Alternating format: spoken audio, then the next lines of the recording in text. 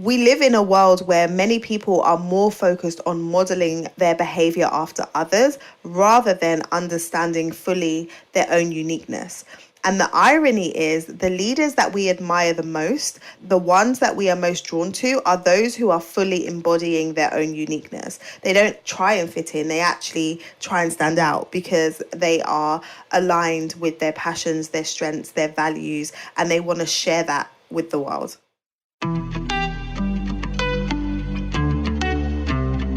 Welcome to the Career Changemaker podcast, where we focus on owning your career journey and making impact through the work that you do. Whether you're looking to pivot, transition into leadership, or reimagine your career completely, this podcast is for you. We'll unpack career development strategies, leadership insights, and the mindset shifts needed to thrive in your career. Being a career changemaker means taking control and shaping your professional path with intention. I'm your host, lawyer turned career and leadership development specialist, Janine Esperand. So if you're ready for candid conversations that are going to help you grow, keep listening. Hello, and welcome to the first episode of this season. I am pumped, excited to be back. I hope you missed me as much as I missed you. And I'm looking forward to diving deep this season into what it means to be an unapologetic leader, one who fully embraces who they are and leads with confidence and authenticity. And to kick things off, I want to share my personal perspective and why I've made the decision to become an unapologetic leader in my life and in my business, and how it's really changing the way that I'm showing up in those areas. So let's start with a definition. So to be unapologetic means not acknowledging or expressing regret. So when I'm talking about unapologetic leadership, what it means to me is that you are not regretting how you're showing up as a leader, and how you're showing up is very much rooted in who you are. So it doesn't mean that you don't grow and develop or refine your skills in leadership, but it does mean that your true fulfillment and impact comes from bringing your authentic self to the table and not trying to fit into someone else's mold. Be focused on what you're uniquely bringing to the table, and don't apologize for who you are as a person, but instead really understand how you can leverage it and make the most impact because of who you are as a person. We live in a world where many people are more focused on modeling their behavior after others rather than understanding fully their own uniqueness. And the irony is the leaders that we admire the most, the ones that we are most drawn to, are those who are fully embodying their own uniqueness. They don't try and fit in, they actually try and stand out because they are aligned with their passions, their strengths, their values, and they want to share that with the world. Think about it. The musicians whose performances captivate us the most, the speakers who share ideas that feel super fresh and groundbreaking, the athletes or performers who can make their craft look so effortless, they all have one thing in common. They are fully themselves and they are leaning into the unique blend of gifts and talents that they have. But many of us aren't doing the work to become that type of person. So instead we get caught up in blueprints that don't necessarily fit us. So I've been on a journey from following blueprints to embracing my own leadership style. I started my career as a corporate lawyer where there was a very clear roadmap. Do the work, follow the process, climb the ladder, step by step. And at each stage of growth within a law firm, you are able to look and see the people that are ahead of you. You're able to look and see the associates, you can see the junior lawyers, the senior lawyers, you can see the partners, and you're able to get ideas of how you're supposed to be showing up. So the structure was helpful in the early stages of my career. I came from a background where we were a working class family. There wasn't anybody that I knew in my family or in immediate circles that were lawyers. So I was really figuring it all out on my own. So when I first qualified as a lawyer, I needed to have a framework and understand, what am I supposed to be doing? How am I supposed to be showing up? So the structure that was in place was really helpful in the early stages of my career. But as I grew as a leader and grew in age, I started to feel stifled, because in environments like that, you learn how to conform rather than how to bring your unique strengths to the work that you do and the leadership that you're cultivating. When I transitioned into my coaching and consulting business full time, I unconsciously followed the same approach. I looked at what other coaches and business owners were doing. I spent tens of thousands of pounds on coaching courses, programs, masterminds to learn proven strategies. And in many cases, I tried to implement their methods exactly as they were taught. And yes, I have been able to build a six-figure business because of the learnings that I gained in those programs. But recently, over the last year or so, something has been feeling off. It's been feeling like I've been going, and it's very much like hustle, do this, get this done. And I am moving at a pace, but it wasn't necessarily feeling completely aligned. And what I have learned is if you don't apply the right filters, you end up implementing strategies that don't necessarily align with your personality or your season of life. I could be learning from leaders who don't have the same family dynamic as I have, or don't have the same personality type or preferences as I have. And so if I am just going in and being like, right, they said do it this way, so I'm going to do it this way, then I am denying myself the opportunity to really make sure that the way that I'm doing things is working for me and my family and for the goals that I have. And when you're really working against the grain, working against the way that you want to show up and your natural preferences, that can lead to increased stress and frustration and ultimately burnout. And there's really a different way to do it that can be a lot more easeful. And so what I've come to realize now is that I can approach things differently. If I filter all of the advice, the strategies, and the best practices that I have seen or learned from other people through the lens of what really works for me, it's game changing, and everything becomes more easeful, and the impact that I get to create becomes greater. So one of the biggest tools that's helped me in this journey is really leaning into the insights that I gained from the DISC personality assessment. And there's been other assessments that have been useful, like the Myers-Briggs assessment and the Enneagram and those types of assessments. They have all been helpful in terms of raising my level of self-awareness. But I really, really like the DISC profile, which is why I became a certified DISC practitioner. And I now use that tool with all of my coaching clients because it allows you to understand your natural strengths and understand your preferences in the way that you show up in the world of work. And it helps you to understand your leadership style. So leaning into that understanding has helped me to move from the constant kind of hustle and push to more flow and ease. And from forcing myself into strategies that didn't fit to building a business that's feeling really good to run, and moving from trying to do everything alone to leveraging my strengths and then outsourcing what drains me.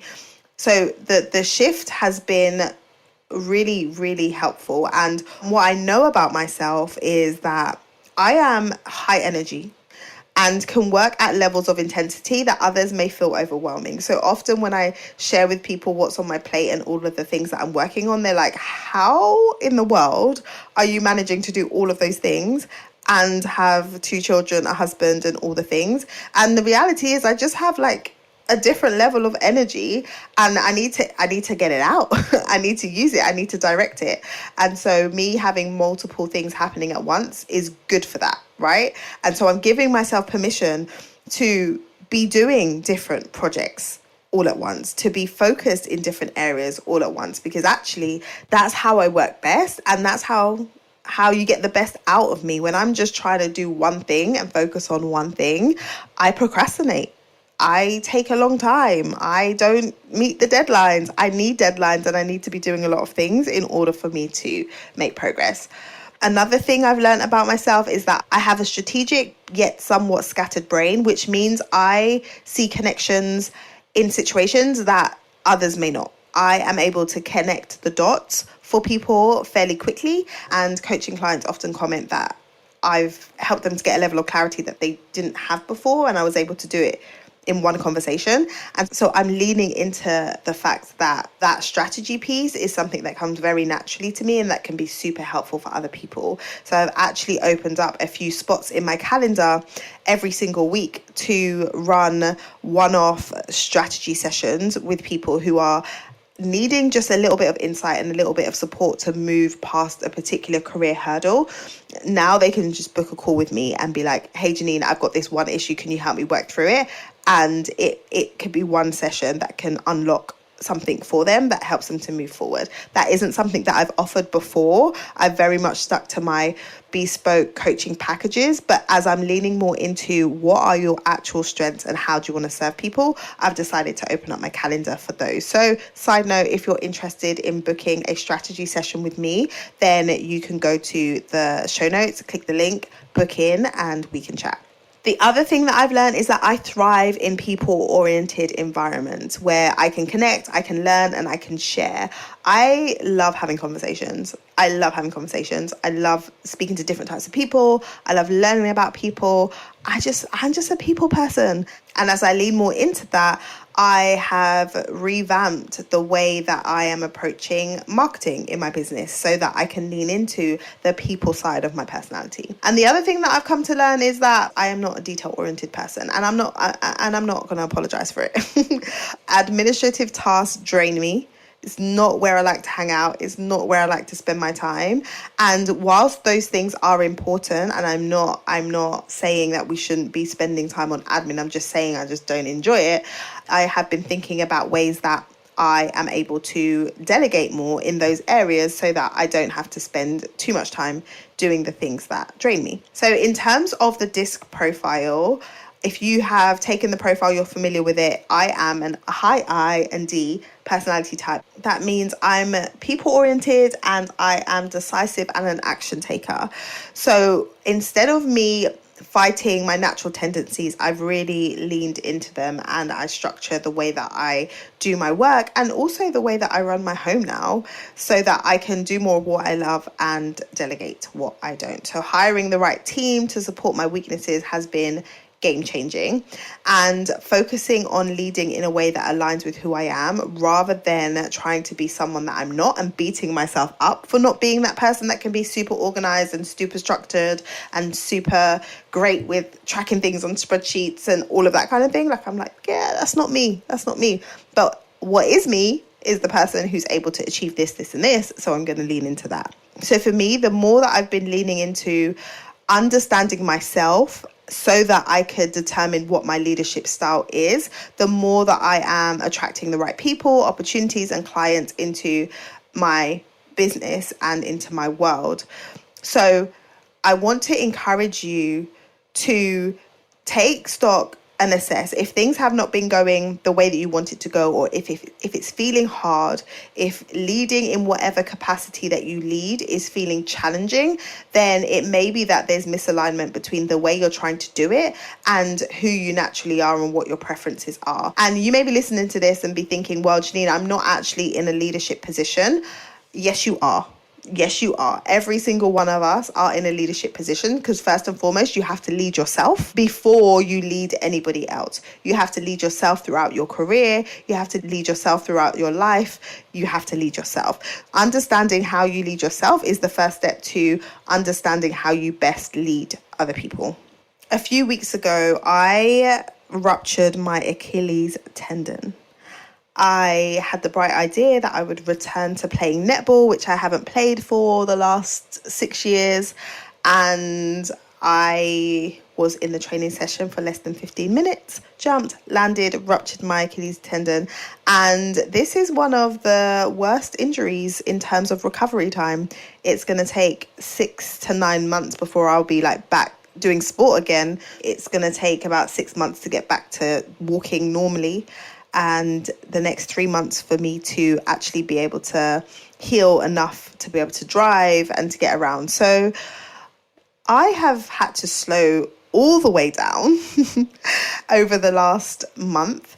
And it has been a huge shift for me as someone who is always in motion, who is always doing something. I mentioned that I have high energy, so I'm always trying to use that energy. But right now I've been forced into a season of stillness, which has been challenging. But as the optimist that I am, I always try and look for the lessons and the silver linings in the things that happen, and understand what can come out of this, right? What positive can come out of this. And I realized that this slowdown has really given me a lot of clarity. And in the reflection, I've understood a lot of things around how I want to show up and do things going forward. So one of the biggest realizations that I've had is that I am being called to lead and grow my business and show up in a way that feels right, in a way that allows me to feel at ease, in a way that isn't super, super stressful. I am the mother of 2 children who are age 9 and 7. And for any of you who are parents, you will know that this is an intense period. In fact, every season of parenting is intense. This is next levels to me. I know that for different parents, different seasons resonate more. Like I have friends who like, oh, I just love the baby season, or oh, I really like it when they're in the tween phase or the teenage phase for various reasons. For me, I'm finding this period very challenging because there is a lot more that is required in terms of emotional regulation and emotional support, and that my energy needs to be channeled there. So I mentioned before that I have a lot of energy, and I don't just want to use that all up in my business. I also want to use that in this season of parenting. And so as I'm thinking about how I'm spending my time and thinking about my role as the CEO of my life, which includes my home, my parenting, my marriage, my work, I have to think about how am I using that energy? Like, how am I dispersing that energy? And in this season, I am choosing to direct a lot of it to navigating this parenting season, the teaching, the keeping track of all the things that go on at school, and the admin and the friendship issues and all the things, which means I want to show up in my business and make the most impact without draining my energy, right? And so this season has really helped me to take the time to take a step back and think about, how am I leading? How do I want to lead? And how am I truly, truly leveraging my strengths in this season so that we can get to the goal, we can build what we're trying to build and make the type of impact that we want to make, but do it in a way that feels good, do it in a way that feels sustainable, and do it in a way that is life-giving rather than draining. So that is what I have come away with, which I feel like is a blessing. So I am really seeing the benefits from this really tough season of slowdown. But I'm sharing this all with you because I want you to do the same, right? I want you to get to the place where you've gained insights around how you can be showing up in your career, in your business, in your life in a way that feels aligned and more easeful, because you know who you are as a person and how you want to show up as a leader. So that's me and my perspective on the topic. This season, you're also going to be hearing from other leaders, incredible people who have charted their own paths, leaders who have built careers and businesses on their own terms. And my hope is that their stories will inspire you, not so that you can copy them or completely model what they did, but so that you can be inspired to boldly commit to creating your own version of success that is based on you as a person and your circumstances, your life, your parameters, your boundaries, your filters. So the guests that we have are incredible. These are people that I have admired from afar, that I've been following their work, that I've worked with them or been coached by them. And I want you to learn from them and be as inspired as I have been. So you need to make sure that you are subscribed to the show so that you don't miss these conversations. They are dynamic, they are fun, they are insightful, they are all the things. So let's do this. Let's really step into unapologetic leadership. Let's own our strengths. Let's lead with confidence and authenticity. I'm super excited about where this is going as we move into International Women's Month next week, I will be talking about leading as women and overcoming the pressures to fit into traditional leadership models. And I'm excited about that conversation. So make sure you tune in next week for that. Subscribe to the podcast so you don't miss an episode. Share this out with a friend because sharing is caring. And lastly, connect with me over on LinkedIn or Instagram and share with me your biggest takeaways from today's episode. I would love to hear your thoughts. Here's to being unapologetically you. Let's go. Let's move into this next season. And until we speak again, look after yourself and keep moving towards your career goals. Bye.